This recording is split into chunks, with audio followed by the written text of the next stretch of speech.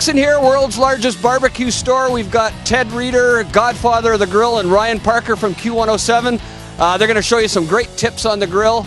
Come on up and have a look. Chef Ted Reeder, one of my favorite meats to eat, yet one of the most intimidating meats to cook, which I never do because I'm too nervous to, is ribs. Please tell me how to make ribs. How to fix your life? Yes. How to make it a better life when it comes to ribs? When you're getting into the world of rib, it's easier to start at the beginning and work your way up to the hardest stuff, which is smoking a rib. Okay.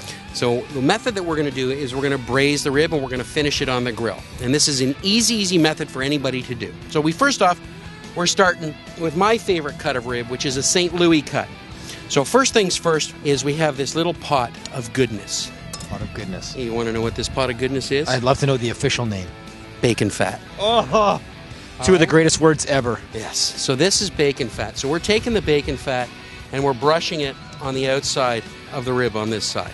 Then we're going to take my Bone Dust barbecue seasoning. And you want to be liberal with it, right? You want to have lots of rub. Roll it over. Now you got this side. Okay? And we're going to do the same thing. Is that it why helps you do glue it? it to the rib, but it also just adds more flavor to it. There you go. Rub it in. We've got in here onions, jalapenos, and garlic. All right? 1 onion, 10, 12 cloves of garlic, 4 or 5 jalapenos.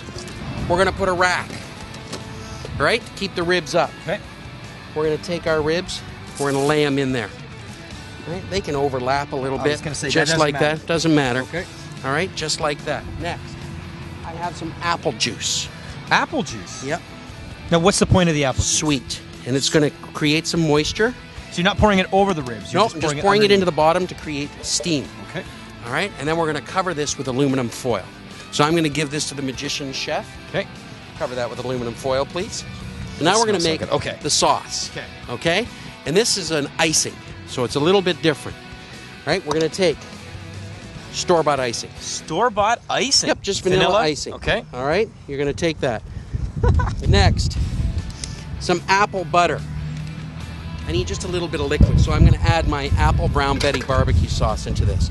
Just a little bit of that. Okay. This is like apple pie in a jar. It's just about having some fun. Sure, right? sure. It's just about having some fun.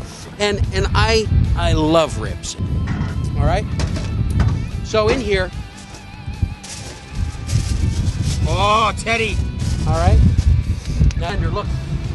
They're just going to pull right away from the bone. Normally I take these out and they go straight onto the hot grill like that. All right? And these are hot. Once again, how long have these been sitting in the tray for and at what temperature? We're at about 300 degrees, 275, 300 degrees on about medium low to low. Okay. And they've been steaming away for about 2 hours. Okay. An hour and a half to 2 hours, just until that bone will wiggle clean. Now we're going to throw them on the grill right like this. Just directly on the hot grill? That's it. Do you have any kind of oil or anything on the grill? Nothing. Okay.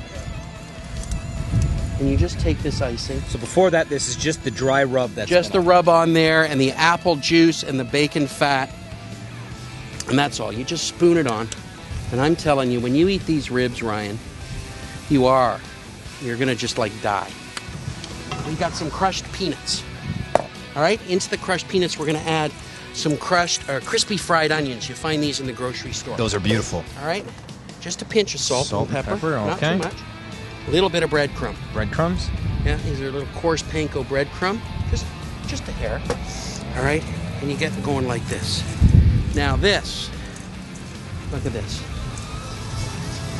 Sprinkle those on top and just let them sit there? Because you're not going to flip these. Exactly. Gotcha. Close the lid just for a few minutes. Everything's on low.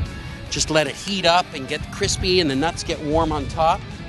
Beans. Baked beans. I want to talk about some beans here because I'm a big fan of beans. And these beans are Bush's baked beans.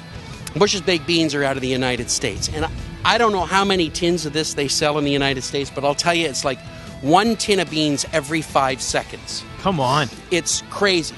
And they're awesome, awesome, awesome beans. They're the best baked bean in the baked bean world. And you don't need to do anything to them. All I've done is in my big cast iron pot here, heated them up, and you get beautiful beans. And this is going to be our side dish to our ribs. How long have these beans been on your cast iron pot, and again, the temperature? Because this is something I would throw this in the microwave. I wouldn't even think about putting this in the barbecue. And that's what you could do. Yeah. You can even open it up and just set it on the grill. This is kind of fun, though. This is fun. You get the whole thing going. And it's perfect just on its own. You don't have to go crazy and dice up onions and change the flavor of it. Just do it. This is just nice and easy. Serve it with some coleslaw, and you got a phenomenal, phenomenal meal. So let's just check on our ribs. Look at that. Look at that, Ted. That's what it's about in your backyard, is having food that's absolutely delicious. Now, you take that one there, and you start on the top, and you start biting away on it. It just is falling right off the bone. Oh, my Teddy. Oh, my Teddy. You know, you're not my girlfriend. Oh, my Teddy. You've made making ribs almost as easy as making a hot dog. And that's the way you should look at it, right? 100%. Beautiful. Thanks so much, Teddy. You got any questions? Check out bbqs.com.